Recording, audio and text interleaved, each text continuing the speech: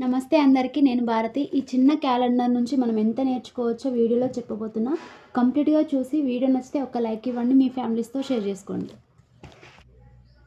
ఇది DCB bank వాళ్ళ calendar అండి. ఈ చిన్న క్యాలెండర్ నుంచి మనం చాలా నేర్చుకోవచ్చు.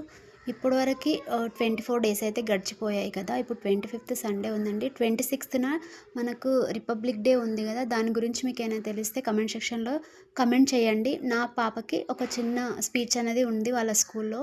సో, దానికోసం అడుగుతున్నాను. ఇప్పుడు వీడియోలోకైతే వద్దాము. ఇక్కడ precautions avoid using public wifi for banking transactions అని ఉంది కదా!